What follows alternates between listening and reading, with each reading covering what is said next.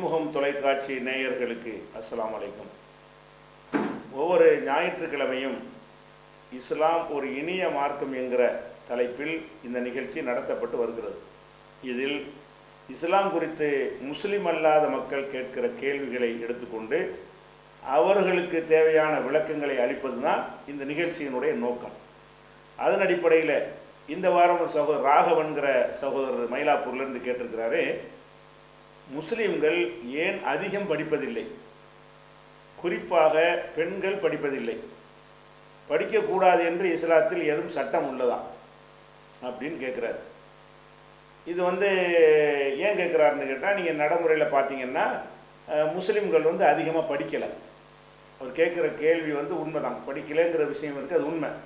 அது காரணத்தான் அவர் கேட்குறாரு. அப்போ முஸ்லீம்கள் அதிகம் படிக்கலைங்கிறது உண்மையான விஷயந்தான். பெண்கள் படிக்கவில்லை என்பது ரெண்டாவது வருமம். முஸ்லீம்கள் ஏன் அதிகம் படிக்கலை என்று சொன்னால், படிப்பதற்கு இஸ்லாம் ஆர்வமூட்டவில்லை, தடுக்கிறது, அப்படிங்கிற முட்டுக்கட்டை போடுகிறது என்பதற்காக படிக்கவில்லையா அல்லது வேறு காரணமா என்று நம்ம சிந்திக்க வேண்டும். இஸ்லாம் தடுக்கிறது என்பதற்காகத்தான் முஸ்லீம்கள் படிக்காமல் இருக்கிறார்கள், கல்வியை இஸ்லாம் ஊக்குவிக்கவில்லை என்பதற்காகத்தான் இது படிக்காமல் இருக்கிறார்கள் அப்படின்னு நம்ம எடுத்தோமே. ஆனால் அப்போ 14 நூற்றாண்டுடைய வரலாறு எடுத்து பார்த்தோம்னு சொன்னால் அந்த கருத்தை இஸ்லாம் சொல்லவில்லை என்று நீங்கள் அறிந்து கொள்வீர்கள். ஏனென்று கேட்டால், உலகத்தில் முஸ்லீம்கள் தான் துவக்க காலத்தில் படிப்பில் மிஞ்சி நின்றார்கள். அதற்கு காரணம் அவர்கள் ஏற்றுக்கொண்டிருந்த அந்த இஸ்லாம் மார்க்கம்தான். எல்லா காலகட்டத்திலையுமே முஸ்லீம்கள் தான் விஞ்ஞானம், மருத்துவம், கணிதம், எந்த ஒரு விஷயத்தை எடுத்துக்கொண்டாலும் அவங்க தான் ஆய்வுல சிறந்து விற்பனர்களாக இருந்தார்கள் என்பதற்கு ஐரோப்பா இருண்ட கண்டம்னு சொல்லுவாங்களே, இன்னைக்கு அவன் எல்லாத்திலும் முன்னேறி நிற்கிறான். ஐரோப்பா இருண்ட கண்டம் என்று சொல்லப்பட்ட அந்த காலகட்டத்தில் எல்லாம் உலகத்துக்கு அறிவியலை சொல்லி கொடுத்து கொண்டிருந்த யாருன்னு கேட்டால் முஸ்லீம்கள் தான். அப்போ இஸ்லாம் நல்லா நம்பிக்கை வைத்திருந்த அந்த காலகட்டத்தில் இந்த படிப்பை இஸ்லாம் ஊக்குவித்து இருக்காவிட்டால் அப்போ அவங்க எப்படி இதெல்லாம் செஞ்சுருப்பாங்க? எங்கள் மார்க்கத்தினுடைய அடிப்படை என்னன்னு கேட்டால், குரானை படியுங்கள், சிந்தியுங்கள். குரானில் பல வசனம் இருக்கிறது. சிந்திக்க மாட்டீர்களா? எந்த ஒரு மதத்தினுடைய வேத நூல் சிந்திக்க சொல்கிறதோ அப்போ எப்படி அது படிப்பை தடுக்குதோ, அது ஆர்வம் ஊட்டுகிறதா? ஆர்வம் தான் ஊட்டுகிறது. குரானில் ஒரு வசனம் இருக்குது, ஹல் எஸ்தபில்லதீன யாலமூன வல்லதீன லா யாலமூன், கற்றவர்களும் கல்லாதவர்களும் சமமாவார்களா? அப்போ கற்றவனும் கல்லாதவனும் சமமில்லை என்று சொன்னால், கற்றவன் உயர்ந்தவன், கல்லாதவன் அதுக்கு கீழே உள்ளவன், அதன் அர்த்தம். அப்போ ஊக்குவிக்கிறது வேற என்ன வேணும்? அப்போ குரானில் கல்வியை ரொம்ப வலியுறுத்தி சொல்லப்பட்டிருக்கிறது, ஆர்வம் மூட்டி இருக்கிறது, சிந்திக்க சொல்லுகிறது. இந்த வானம் பூமியெல்லாம் சிந்தித்து பாருங்கள், அதெல்லாம் எப்படி காற்று எவ்வாறு வீசுகிறது, மழை எவ்வாறு பொழிகிறது, எப்படி இந்த கடல்களில் அலை ஏற்படுகிறது, இதெல்லாம் நீங்கள் சிந்தித்து பாருங்கள் என்று சொல்லி உலகத்தினுடைய விஷயங்களை எல்லாம் ஆய்வு செஞ்சு சிந்தியுங்கள் ஊக்கப்படுத்தக்கூடிய ஒரு மார்க்கம் இஸ்லாம்.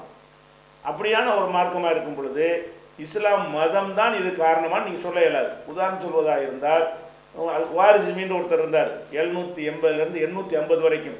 அப்போ கணிதத்திலையும் வானவியல்லையும் அவர் தான் டாப்பில் அன்றைக்கி இருந்தார். அவருடைய கண்டுபிடிப்புகளை முன்னோடியாக வைத்து தான் இன்றைக்கும் என்ன செய்கிறாங்க, அதை ஒரு முன்மாதிரி எடுத்து காட்டுறாங்க. ராஜிங்கிறவர் இருந்தார், 844லேருந்து 946 வரைக்கும் உள்ள ஆண்டுகளில் மருத்துவத்தில் ஒரு மேதையாக இருந்தார். ஹைதம்னு ஒருத்தர் இருந்தார், அவர் 965லேருந்து 1039 வரைக்கும் உள்ள காலகட்டத்தில் உள்ளவர். அவர் கணிதத்திலையும் ஒளியியல்லையும் அவர் தான் அன்றைக்கி முன்னோடியாக வழிகாட்டியாக இருந்தார். பீரூனின்னு இருந்தார், 973லையும் 1048க்கும் நடுவில் உள்ளவர். கணிதம், தத்துவம், வரலாறு 3 துறையிலையும் பெரிய விற்பனராக இருந்தார். அதாவது அவருடைய நூல்களை இன்றைக்கும் எடுத்து படிக்கும் அளவுக்கு விற்பனராக திகழ்ந்திருக்கிறார். இப்னு சீனா, அவிசன்னான்னு சொல்லுவாங்கள்ல, அவர் 980லேருந்து 1037 வரைக்கும், 400 ஆண்டுகளுக்கு முந்தின நான் சொல்வதெல்லாம் ஒரு 400 ஆண்டுகளுக்கு முந்தி உள்ள எடுத்து பார்த்தீங்கன்னு சொன்னால், அவிசன்னாங்கிறவர் தான் மருத்துவத்தில் முன்னோடியாக இருந்தார். இத்ரீஸுங்கிறவர் புவியியலில் முன்னோடியாக இருந்தார் 1100 ஆண்டு. அப்போ நமக்கு ஒரு 300 ஆண்டுக்கு முன்னாடி. இப்னு ருஷ்துங்கிறவர் 1126லேருந்து 1198 வரைக்கும் வாழ்ந்தவர். மருத்துவம், தத்துவம் இதில் எல்லாம் அவர் முன்னோடியாக இருந்தார். ஜாபீர் இப்னு ஹையான் என்பவர், இப்னு ஹையான்னு சொல்லுவாங்க, 803 காலகட்டத்தில் உள்ளவர். அவர் பௌதிகத்தில் சிறந்து விளங்கியவராக இருந்தார். அல் தபரிங்கிறவர் 838 மருத்துவத்தில் சிறந்து விளங்கினார். அல் பத்தானிங்கிறவர் 858 தாவரவியலில் சிறந்து விளங்கினார். மசூதிங்கிறவர் புவியியலில் சிறந்து விளங்கினார் 957. ஜஹராவிங்கிறவர் 936 அறுவை சிகிச்சை நிபுணராக இருந்தார். அப்போ அறுவை சிகிச்சை. இப்னு ஹல்தூன் என்பவர் வரலாறுல இன்றைக்கி வரலாறுக்கு தான் உதாரணமாக காட்டுவாங்க. 1332 வாழ்ந்தவர். இப்னு ஜுஹர் என்பவர் வந்து அறுவை சிகிச்சையில் முன்னோடியாக இருந்தார். இப்படியெல்லாம் பல மேதைகள் இஸ்லாத்தில் வந்திருக்கிறார்கள். அப்போ வருவதற்கு என்ன காரணம்? இன்னும் சொல்ல போனால் மதத்தை நல்ல உறுதியாக கடைபிடித்த காலகட்டம் இதெல்லாம். அந்த மாதிரியான நபிகள் நாயகத்துக்கு ரொம்ப நெருக்கமான காலகட்டம். அப்படியான காலகட்டத்துக்கு வாழ்ந்தவர்கள் வந்து இவ்வளவு விஷயங்களையும் கண்டுபிடித்திருக்கிறார்கள் என்று சொன்னால் இஸ்லாம் வந்து கல்விக்கு ஊக்குவிக்கலன்னு சொல்ல முடியுமா? இஸ்லாம் வந்து கல்வியை ஊக்குவித்து இருக்கிறது. அதில் எந்த ஒரு மாற்று கருத்தும் கிடையாது. அதே மாதிரி அவ்வளோ வேண்டியதில்லை. நீங்கள் வந்து இப்போ நாடு வெள்ளைக்காரர்கள் ஆட்சி புரிந்தாங்க இல்லையா? அந்த வெள்ளையர்கள் காலத்தில் வெள்ளையனை எதிர்த்து போராடினாங்கல்ல, போராடினதில் முஸ்லீம் தலைவர்கள் இருந்தாங்க, இந்து தலைவர்கள் இருந்தாங்க. இந்த தலைவர்கள் எடுத்து பார்த்தீங்கன்னா முஸ்லீம் தலைவர்கள் போராடினாங்கல்ல, அவங்க எல்லாருமே படித்தவர்களாக தான் இருந்தாங்க. வெள்ளையர்கள் காலத்தில் சுதந்திரத்துக்காக பாடுபட்ட அப்துல் கலாம் ஆசாத்து, இந்தியாவுடைய நேருடைய அமைச்சர்கள், கல்வி மந்திரி, அவர் பெரிய படித்த மேதை. அவர் கவிஞர் இக்பால் இருந்தார், அவர் ஒரு மேதை. அவர் இந்தியா பாகிஸ்தான் ஒன்றா இருக்கும்போது முகமது ஜின்னா பாகிஸ்தான் தந்தைங்கிறாங்கல்ல, அவர் இந்தியாவில் ஒன்றா இருக்கும்போது இந்தியாவில் சுதந்திரத்துக்கு போராடிட்டு இருக்கிறதுல அவர் ஜின்னாங்கிற பெரிய பாரட்லா படித்தவராக இருந்தார். அலி சகோதரர்கள் என்று சொல்லக்கூடிய வந்து ஷவுகத் அலி, ஜவஹர் அலி அண்ணன் தம்பி, அவங்க என்னது என் தோளில் 2 சிங்கங்கள் இருக்குன்னு காந்தி கூட சொன்னார். இவங்கெல்லாம் வந்து பெரிய படிப்பு, இவங்க தான் வெள்ளையர்கிட்ட போய் பேச்சுவார்த்தை நடத்தவெல்லாம் போனாங்க. அது மாதிரி அலிகர் பல்கலைக்கழகத்தை உண்டாக்குனார் இல்லையா அவர். இப்படியாக வந்து அந்த காலகட்டத்தில் நிறைய முஸ்லீம்கள் வந்து அதுக்கு முந்தைய படிச்சிருந்தா தான் இதெல்லாம் செய்ய முடியும். அந்த படிப்பு தொடர்ச்சியாக பெரிய பெரிய படித்தவர்கள் எல்லாம் முஸ்லீம் சமுதாயத்தில் அன்றைக்கு இருந்தார்கள். எப்போ இந்த படித்தவர்கள் இல்லைங்கிற நிலைமை வருது என்று கேட்டால், நாடு சுதந்திரம் அடைந்த பிறகுதான் இந்த நிலை வருகிறது. நல்லா கவனிக்கணும். நாடு அடிமையாக இருக்கிற அந்த கடைசி காலகட்டத்தில் எல்லாம் எல்லாரும் படித்தவர்களாக இருந்தார்கள். முஸ்லீமுடைய தலைவர்கள் எல்லாருமே படித்தவர்களாக மக்களுக்கு வழிகாட்டக்கூடியவர்களாக இருந்தார்கள். அப்போ திடீர்னு வந்து படிப்பு இல்லாமல் போகுதுன்னா என்ன காரணம்? அது நீங்கள் சிந்திக்கணும். படிக்காத காரணம் எங்கள் மார்க்கம் கிடையாது, எங்கள் மதத்தில் அதுக்கு தடை இருப்பதனால் கிடையாது. எதனால் படிக்கலைன்னு கேட்டால், அப்போ காந்தி வந்து என்ன செய்கிறாருன்னா வெள்ளையர்களுக்கு எதிராக ஒரு நிலைப்பாட்டை எடுக்கிறார், பல நிலைப்பாட்டை எடுக்கிறார். அது ஒரு நிலைப்பாடு என்ன? அதாவது புறக்கணிக்கிறது, வெள்ளையனை புறக்கணிக்கிறதுங்கிற ஒரு பகிஷ்கரிப்புங்கிற ஒரு ஆயுதத்தை கையில் எடுக்கிறார். அதில் எடுத்து என்னவெல்லாம் திட்டத்தை கொண்டு வர்றாருன்னு கேட்டால், இனிமேல் வந்து வெள்ளையனுடைய படிப்பை யார் படிக்கக்கூடாது, ஆங்கில கல்வியை படிக்கக்கூடாது, அவங்ககிட்ட எந்த விருதுகள் பட்டங்களும் வாங்கக்கூடாது, வாங்கினால் திருப்பி கொடுத்து விட வேண்டும். எந்த ஒரு பதவியில் இருந்தார்கள்னு சொன்னால் அதிலிருந்து நீதிபதி பதவி உட்பட அந்த பதவியிலிருந்து விலகிவிட வேண்டும். அந்த மாதிரி வந்து வெள்ளையனுடைய எந்த பதவியும் வேலையும் வேண்டாம், எந்த கௌரவ விருதும் வேண்டாம், எந்த ஒரு படிப்பும் வேண்டாம் என்று அதை புறக்கணியுங்கள் என்று காந்தி சொன்னார். அப்போ சுதந்திர எதுக்கு அதை சொன்னார்னு கேட்டால், இந்த வெள்ளைக்காரனை நம்ம வெறுத்தா தான் போராடுவோம். அவனை நம்ம வெறுக்கலன்ட்டு வைங்க, நம்ம போர்க்குணம் அப்படி குறைஞ்சே போயிடும். இவனை விரட்டியாக வேண்டியிருக்கு. விரட்டுறத என்ன செய்யணும்? அவனுடைய உட பாவனை எல்லாத்தையும் வெறுக்கக்கூடிய வகையில் சில திட்டங்களை கையில் எடுக்கணும்னு அவருடைய ஐடியா. அவருடைய பார்வை. அது சரியாக தவறா ரெண்டாவது விஷயம். அப்படி ஒரு பார்வையில் அவர் என்ன செய்கிறாருன்னு கேட்டால், வெள்ளையனுடைய வெளிநாட்டு ஆடைகளை கொடுத்துறது, கதர் ஆடையை தான் அணியணுங்கிறது, இதெல்லாம் சுதேசிட்டு கொண்டு வந்தது எல்லாமே என்னென்னு கேட்டால் வெள்ளையர்களை புறக்கணிப்பதற்காக கையில் எடுத்த ஆயுதம். இந்த ஆயுதத்தை கையில் எடுத்த உடனே யாருமே இந்த காந்தியுடைய அந்த கோரிக்கைக்கு முழு அளவுக்கு செவி கொடுக்கல. ஒரு பேரளவுக்கு கொஞ்சம் பேர் அடையாளத்தை செஞ்சு கொண்டார்கள். ஆனால் எங்கள் முஸ்லீம் சமுதாயம் மட்டும் என்ன செஞ்சாங்கன்னு கேட்டால், காந்தி சொல்லிட்டாரு, நாடு விடுதலை ஆவணமாக இருந்தால் நம்ம என்ன செய்யணும், இந்த கையில் எடுக்க வேண்டும் என்று சொல்லி படிச்சுக்கிட்டு அத்தனை முஸ்லீமும் வெளியே வந்துட்டாங்க. அன்றைக்கு கல்லூரிகளில் படித்து கொண்டிருந்த முஸ்லீம்கள் எல்லாம், இந்த காகிதம் இல்லத்து இஸ்மாயில் சாஹிப்லாம் சொல்கிறீங்களே, அவரெல்லாம் கூட படித்து கொண்டிருந்தார். நெல்லையில் படித்து கொண்டிருந்தவர் வந்து இந்த காந்தியுடைய அழைப்பு கேட்டு தான் படிப்பை விட்டு வந்தார். அப்போ படிப்பு இல்லாமல் பாதி நிப்பாட்டிட்டு வெளியே வந்தது காரணம் என்னவாக இருந்தது? அந்த வெள்ளையனுக்கு எதிராக நம்ம ஒரு பெரிய தியாகம் செஞ்சு ஆகணும் என்றால் இந்த ஆங்கில படிப்பு எனக்கு வேணாம், எங்கள் நாட்டு படிப்பை வச்சு நாங்கள் பார்த்துக்குறோம், முதல்ல நீ வெளியே போ என்கிற அளவுக்கு அவனை விரட்டுவதற்காக வேண்டி அவங்க படிக்கலை. படித்தவங்களாம் விட்டு வந்துட்டாங்க. பெரிய பெரிய பதவியில் பாராட்டலாமல் பெரிய பெரிய பதவியில் நீதிபதிகளாக இது மாதிரிலாம் இருந்த ஆளுக்கெல்லாம் என்ன செஞ்சாங்க, நீதிமான்கள் பதவி விட்டு விலகி வந்தார்கள். இது முஸ்லீம்கள் தான் அப்படி செஞ்சாங்களே தவிர முஸ்லீம் அல்லாதவர்கள் வந்து இந்த அளவுக்கு முஸ்லீம்கள் அளவுக்கு புறக்கணிக்கவில்லை. சும்மா அடையாளமாக ஒரு சில பேர் செய்தார்களே தவிர இந்த காந்தியுடைய அறிவிப்பை ஏற்றுக்கொண்டு எப்படிலாம் செஞ்சார்கள் தெரியுமா? எங்களுடைய முஸ்லீம் அறிஞர்கள், ஏன் முஸ்லீம்கள் படிக்கலன்னு கேட்குறேன்னு அது சொல்கிறேன். எங்களுடைய முஸ்லீம் அறிஞர்கள் பள்ளிவாசலில் மார்க்க பிரச்சாரம் ஜும்மா வெள்ளிக்கிழமை நிகழ்த்துவாங்கள்ல உரை, அதில் கூட என்ன சொல்வார்கள்னு கேட்டால் ஆங்கிலம் படிக்கிறது ஹராம். ஹராம்னா என்ன? பாவம், சாராயம், பன்றிலாம் நாங்கள் சாப்பிடக்கூடாது, அந்த மாதிரி கணக்கில் உள்ளது ஹராம்பாங்க. இந்த ஆங்கிலம் படிப்பது இந்த ஹராம் தாங்க. ஹராம்னா பெருங்குற்றம், பாவம் என்று மார்க்கத்தை அப்படி கிடையாது, எந்த பாஷையும் படிக்கலாம். இஸ்லாத்துக்கு மாற்றமான அந்த கருத்தை கூட அவங்க சொன்னார்கள். எதுக்காக வேண்டி? வெள்ளையினை வெறுக்கிறதுக்காக வேண்டி ஆங்கிலம் படிக்கிறது ஹராம். எந்த அளவுக்குலாம் சொன்னார்கள், அவன் கிராப் வெட்டுறான் அதனால் கிராப் வெட்டுறது ஹராமு, அவன் பேண்ட் போடுறான் நம்மளும் பேண்ட் போடுறது ஹராமு என்று சொல்லி இப்படி வெள்ளையனைக்கு மேலே வெறுப்பு. அதனால் முஸ்லீம்கள் ஜாஸ்தியாக தியாகம் பண்ணாங்க. வெள்ளையன் மீது வெறுப்பை ஏற்படுத்துவதற்காக வேண்டி மற்றவர்கள்லாம் போய் வழிபாட்டு தலங்களில் இப்படிலாம் செஞ்சது கிடையாது. பள்ளிவாசலையெல்லாம் சுதந்திர போராட்டத்துக்கு பயன்படுத்தினது கிடையாது. அதை கோயில்களையெல்லாம் வழிபாட்டுக்கு பயன்படுத்தி கொண்டார்கள். இவங்க தான் பள்ளிவாசல்லையும் போய் என்ன செஞ்சாங்க, வெள்ளைக்காரனுக்கு எதிரான வெறுப்பு பிரச்சாரம் செய்தார்கள். எந்த அளவுக்கு செய்தார்கள் என்று கேட்டால், சில பள்ளிவாசலில் வெள்ளிக்கிழமை உரை நிகழ்த்தி கொண்டிருக்கும் போது பள்ளிவாசலில் நுழைந்த பரங்கியர் படை, வெள்ளைக்கார படை துப்பாக்கியால் சுட்டு பல பேரை பள்ளியிலே கொன்றதுக்கெல்லாம் வரலாறு இருக்கிறது. இன்றைக்கும் இரத்தக்கடையை பறிந்த பள்ளி ஹூனி மஸ்ஜித் என்கிற பேரில் வட இந்தியாவில் இருக்கிறது, பள்ளிவாசலெல்லாம் இருக்கிறது. அப்போ இதில் நம்ம என்ன விளங்குறோம் என்று கேட்டால், அவங்க வந்து படிச்சுக்கிட்டு இருந்த ஒரு சமுதாயம் தான். இந்த சுதந்திர போராட்டத்தில் நம்ம ஆர்வம் காட்டாமல் முஸ்லீம்கள் இருந்திருப்பார்களே ஆனால் அவர்கள் மற்றவர்களை மிஞ்சுகிற படிப்பாளிகளாக தொடர்ச்சியாக வந்து கொண்டே இருந்திருப்பார்கள். இப்போ நாங்கள் படிக்கவில்லை.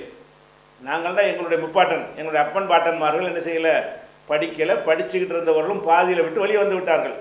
அப்படி வந்தால் அவர்கள் வந்து நாட்டுக்காகத்தானே படிக்காமல் விட்டாங்க. மற்றவங்களாம் படித்தாங்கல்ல, வெள்ளைக்காரன்ட்ட வேலை வாய்ப்பை பெற்றார்கள், படித்தார்கள், நல்லபடியாக இருந்தார்கள். அப்புறம் முஸ்லீம்கள் மாத்திரம் என்ன செஞ்சாங்கன்னா படிக்கலை, சுதந்திரம் கிடைச்சி போச்சு. சுதந்திரம் கிடைச்சவுடனே படிக்கலான்ட்டு பார்த்தா அதுக்கு வாய்ப்பு இல்லை. முதல் விஷயம், நான் என் பிள்ளையை படிக்க வைப்பதாக இருந்தால் எனக்கு படிப்பு இருக்கணும்.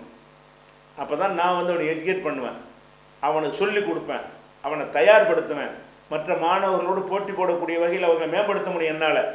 நான் வந்து ஏதாவது தேசத்துக்காக வேண்டி நான் படிக்காமல் இருந்தேன்னு வைங்க, என் பிள்ளைகளுக்கு நான் அந்த கல்வியை எனக்கு கொடுக்க முடியுமா? அவருடைய கல்வியை நான் கண்காணிக்க இயலுமா? அவங்களுடைய தரத்தை உயர்த்துவதற்கு நான் பங்களிப்பு செய்ய முடியுமா? ஒன்றும் முடியாது.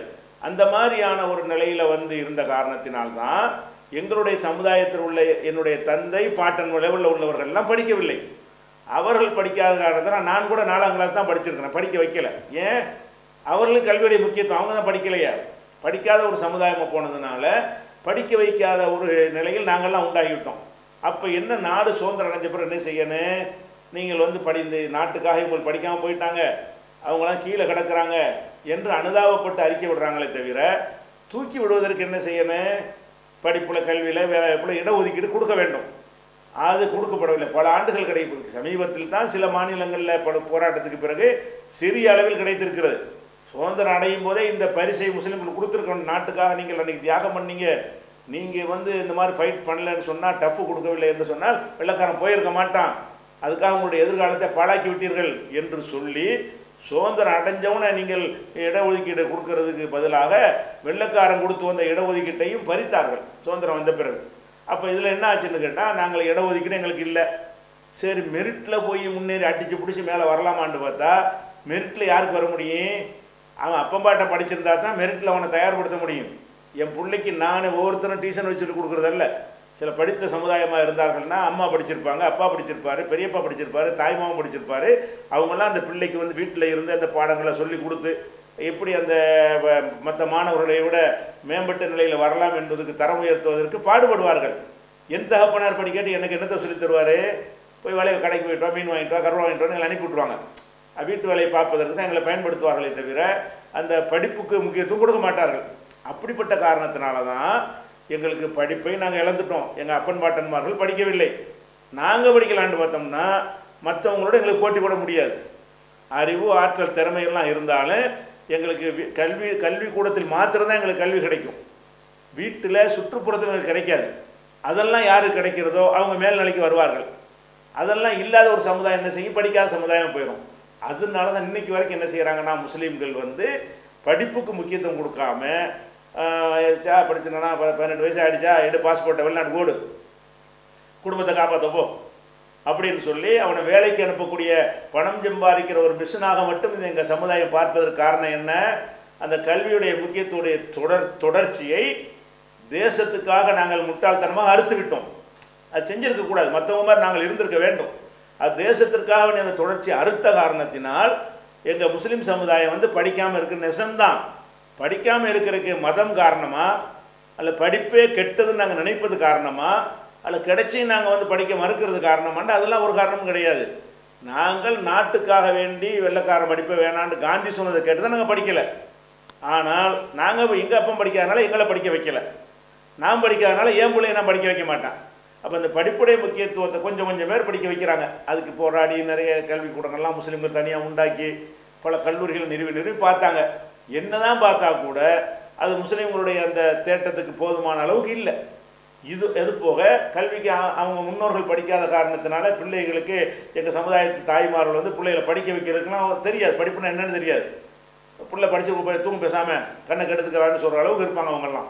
அந்த மாதிரியாக உருவாக்கப்பட்ட காரணத்தினால தான் நாங்கள் வந்து படிக்கலையா. முஸ்லீம் ஆண்கள் படிக்காமல் இருக்கிறாங்கல்ல, அதுக்கு காரணம் முஸ்லீம் ஆண்கள் படிக்கிறது இல்லை.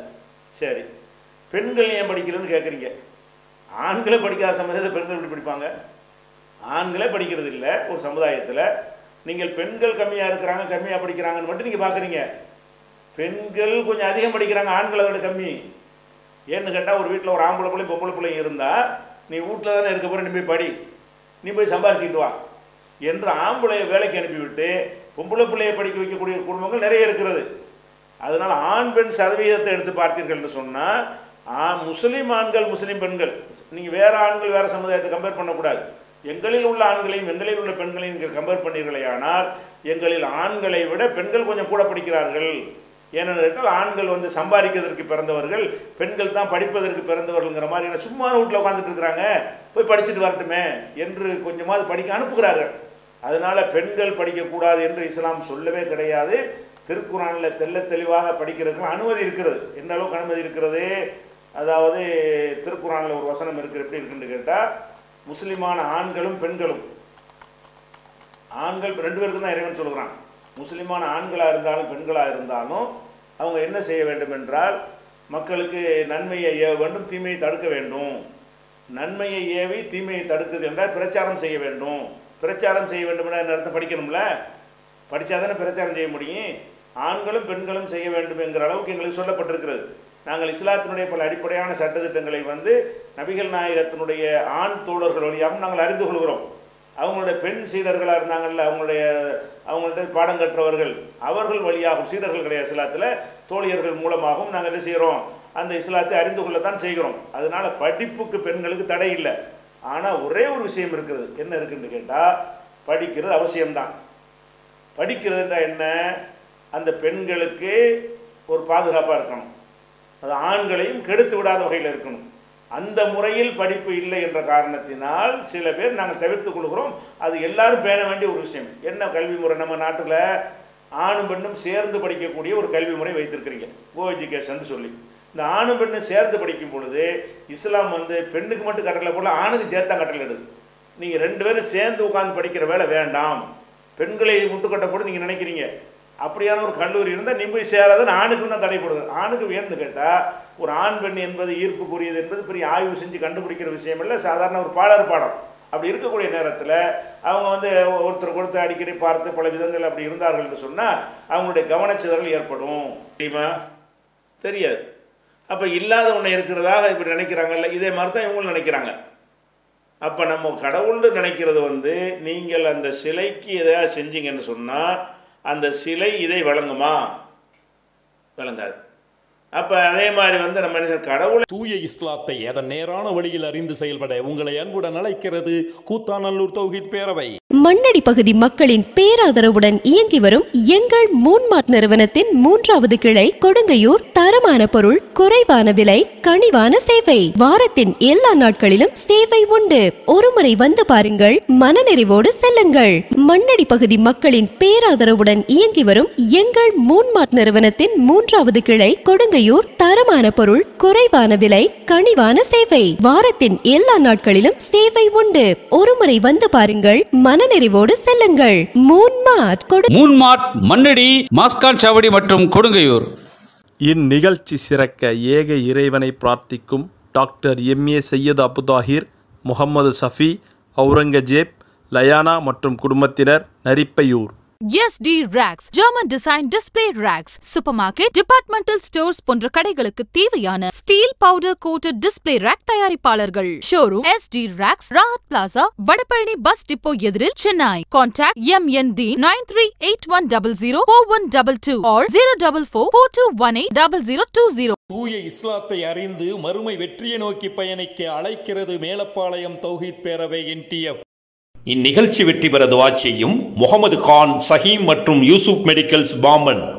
உங்களுக்கு அரபி படிக்க தெரியாதா? குர்ஆன் ஓத தெரியாதா? குர்ஆனை ஓதிட ஆர்வமாக இருக்கிறீர்களா? உங்களுக்காகவே பி ஜைனுலாப்தீன் அவர்கள் எழுதிய எளிய நடையிலான புத்தகம் தான் குர்ஆனை எளிதில் ஓதிட. அரபி எழுத்துக்களை சரியாக புரிந்து கொள்ளவும், எளிதாக வாசிக்கவும், பிழையின்றி எழுதிடவும் வாங்கி பயன்பெறுங்கள். விலை ரூபாய் 30 மட்டுமே. தொடர்புக்கு மூன் பப்ளிகேஷன்ஸ் 9442763341.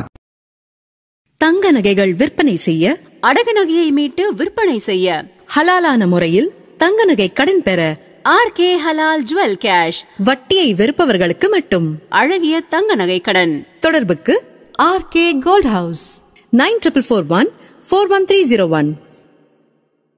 இந்நிகழ்ச்சி வெற்றி பெற துஆ செய்யும் அமீர் செல்லக்கனி துதல் அல்வா கடை, ஓஜயம் தெரு, கீழக்கரை. UAE-யில் தொழில் தொடங்க விசிட் விசா, ஃபேமிலி விசா போன்ற இன்னும் பல தேவைகளுக்கு தொடர்பு கொள்ளுங்கள். சுகைலா டைப்பிங், துபாய். இந்த நிகழ்ச்சி சிறக்க வாழ்த்துவது தொண்டி தௌஹீத் சகோதரர்கள், தொண்டி தௌஹீத் பேரவை, ராமநாதபுரம் மாவட்டம். இந்த நிகழ்ச்சி சமுதாயத்திற்கு பயனுள்ளதாக அமைந்திட துஆ செய்யும் நெஞ்சங்கள் அபு ஃபலல், சமர், அஹமத் ஃபலல் மற்றும் இஸ்ரா. தூய இஸ்லாத்தை அறிந்து மறுமை வெற்றியடைய துஆ செய்கிறோம். Adirai Royal tiles park, ECR road, Adirampattinam. தங்க ஆபரண நகைகளை தூய்மையாகவும் நம்பிக்கையாகவும் வாங்கிட அல்ஹசீனா ஜுவல்லரி, மயிலாடுதுறை. இந்நிகழ்ச்சி சிறக்க பிரார்த்திக்கும் பேர்ணாம்பெட்டு பஷீருதீன் குடும்பத்தார், வேலூர் மாவட்டம். இந்த நிகழ்ச்சி சிறக்க வாழ்த்துகிறேன் பைலட் அப்துல் ரஹீம், கத்தார். இந்நிகழ்ச்சி மென்மேலும் சிறக்க துஆ செய்வது தௌஃபிக் மற்றும் தாரிக் குடும்பத்தார், கள்ளக்குறிச்சி. மார்க்க மற்றும் சமுதாய பணிகளில் இணைந்து செயல்பட அன்புடன் அழைக்கிறது கீழக்கரை தௌஹீத் பேரவை NTF. மூன்மார்ட் நிறுவனத்தின் இணை நிறுவனம் மூன் ஃப்ரெஷ். அனைத்து வகை பழங்கள், அனைத்து வகை காய்கறிகள், கோழி இறைச்சி, ஆட்டு இறைச்சி, மீன் வகைகள், இறால், நண்டு ஆகியவை சுத்தமாகவும் சுகாதாரமாகவும் வாங்கிட மூன் ஃப்ரெஷ். மூன்மார்ட் நிறுவனத்தில் நீங்கள் அனுபவித்த அதே உயர்தரம், விலை மலிவு, கனிவான உபசரிப்பு ஆகியவற்றை மூன் ஃப்ரெஷ் நிறுவனத்திலும் நீங்கள் காண்பீர்கள். முகவரி மூன் ஃப்ரெஷ், இலக்கம் 2, ஜோன்ஸ் தெரு, மண்ணடி, மூன்மார்ட் அருகில், மண்ணடி, சென்னை 1. படிப்பை தாண்டி வேறு வேறு உணர்வுகளுக்கு முக்கியத்துவம் கொடுக்கப்படும். அதன் காரணமாக படிப்பில் கவனம் செலுத்தாமல் போய்விடுவார்கள். படிப்பை விட்டுட்டு அவங்களோட செய்வாங்க, வாழ்க்கை அமைத்துக்குள்ளே ஓடி விடுவார்கள். இப்போ சுயமாக முடிவெடுத்துக்கொள்கிறேங்கிற பேரில் என்ன செய்வாங்க, அவங்க படிப்பை நாசமாக்கிடுவாங்க. அப்படி நிறைய குடும்பங்கள் நடக்கிறது. அதை படிக்க வைப்பதன் மூலமாக ஆண்கள் மாத்திரம் படிக்கிற கல்லூரியில் ஆண்கள் படியுங்கள், பெண்கள் மாத்திரம் படிக்கிற கல்லூரியில் பெண்கள் படியுங்கள், ஆணும் பெண்ணும் சேர்ந்து படிக்கிற கல்லூரியில் ஆம்பளையும் படிக்காத பொம்பளையும் படிக்காத. சட்டம் பொம்பளைக்கு மட்டும் கிடையாது. அது போக என்ன செய்கிறாங்கன்னா, அந்த பெண்களுக்கு கொடுக்குற அந்த ஆடை அமைப்புகள் எடுத்துக்கொண்டீர்களே, ஆனால் மாணவிகளுக்கு அவர்கள் ரொம்ப ஆண்களை ஈர்க்கக்கூடிய ஆண்களை விட கம்மியாக ஆடை அணிகிறார்கள். அதுதான் அவங்களுடைய யூனிஃபார்மாக ஆக்கப்பட்டிருக்கிறது. ஆண்கள் முழுமையாக ஆடை அணிந்து வந்தால் கூட பெண்களுடைய ஆடை ரொம்ப ஆபாசமாக அருவருப்பாக இருக்கிறது. இந்த மாதிரியான ஒரு ஆடைகள் அணிந்த நிலையில் 2 பேரும் இணைந்து கலந்து பழகினார்கள் என்று சொன்னால் அது என்னத்தில் வரும்? படிக்கவா செய்வார்கள்? இல்லை, படிக்க மாட்டார்கள். படிக்கிறதை தாண்டி வேறு விதமாக அந்த வயசு, அந்த பருவம் அப்படி சொல்லும். எது படிப்பு, நாங்கள் இருக்கிற படிப்பு இப்படி சேர்ந்துருக்குன்னு அவசியம் என்ன இருக்குது? ஏன் தனியாக படித்தா படிப்பு வராதா? படித்த பிறகு அவங்க அந்த இளம் வயசு, எதையும் அறியாத ஒரு வயசு, அந்த உணர்வுக்கு கூடுதல் முக்கியத்துவம் கொடுக்கக்கூடிய ஒரு வயசாக இருக்கும் பொழுது அதை கொஞ்சம் பிரித்து வைத்து நீ தனியாக படி, நீ தனியாக படினா படிப்பை மட்டும் கவனம் செலுத்துவான். இல்லைன்னா என்ன செய்வான், படிப்பை விட்டு வேறு விதமாக அவனுடைய கவனங்கள்லாம் திரும்பி ஆண்கள் பூரா கம்மியான மார்க் எடுக்கிற காரணமே அதுவாக தான் இருக்கிறது. பொம்பளை பிள்ளையெல்லாம் கொஞ்சம் கவனிக்காமல் இப்படி படிச்சிடுறாங்க. ஆண்களை பொறுத்த வரைக்கும் பெண்களையே பார்த்து கொண்டு தெரிகிறானே தவிர அவன் படிக்க மாட்டேங்கிறான், மார்க் எடுக்க மாட்டேங்கிறான். நீங்கள் தனியாக வச்சு பார்த்தீங்கன்னா அவனுடைய கல்வி திறமை உயர்ந்து விடும். அப்போ மேலை நாடுகள்லாம் அந்த மாதிரி கோ எஜுகேஷன் வைத்ததனால் ஏற்பட்ட பிரச்சனைலாம் பார்த்து விட்டு கொஞ்சம் பிரித்து வைக்கணுங்கிற அளவுலையாவது என்ன செய்கிறாங்க, முன்னேறி கொண்டு வருகிறார்கள். அதனால நாங்கள் அந்த மாதிரி இருந்தால் நாங்கள் அது வேணான்னு நாங்கள் சொல்லுவோம். எதுக்கு ஆணை பண்ணி சேர்த்து வைப்பது? கல்விக்கு என்ன அவசியம் என்ன இருக்கிறது? அதனால் கல்வி வளரும் ஏதாவது ஒன்று இருக்குதா? அப்படி ஒன்று கிடையாது தானே. அது பஞ்சு நெருப்பு வச்சா பற்றிக்கிற ஒரு விஷயம்னு கண்டுபிடிக்கிறோமா இல்லையா? எத்தனை பேர் மாணவ மாணவிகளுக்கு மத்தியில், ஆசிரியர் மாணவிகளுக்கு மத்தியில் எல்லாம் பல பிரச்சனைகள் ஏற்படுவதெல்லாம் கண்ணால் பார்த்து கொண்டிருக்கிறோம். அப்போ இந்த காலத்தில் போடக்கூடிய நவீன ஃபேஷனுங்கிற முறையில் அறிமுகப்படுத்தக்கூடிய ஆடை அணிகலன்கள் எல்லாம் அவங்கள வழிதவர செய்யக்கூடிய வகையில் இருக்கிற காட்சியை பார்க்குறோம். அவங்களுடைய உணர்வுகளை தூண்டுவதற்காக சமூக வலைத்தளங்கள்லையும் இணையதளங்கள்லையும் பல ஆபாசமான செய்திகள் எல்லாம் சர்வ சாதாரணமாக அவங்களுக்கு கிடைக்கிற காட்சியை பார்க்குறோம். இதெல்லாம் பார்த்து கொண்டு அது முந்தியெல்லாம் ஒருத்தர் ஆணும் பெண்ணு பேசுவதாக இருந்தால் கூட 4 பேர் கண்ணில் பட்டுருவாங்கன்னு ஒளிஞ்சு மறைஞ்சு பேசணும். இப்போ அந்த மாதிரியான ஒரு இதெல்லாம் கிடையாது.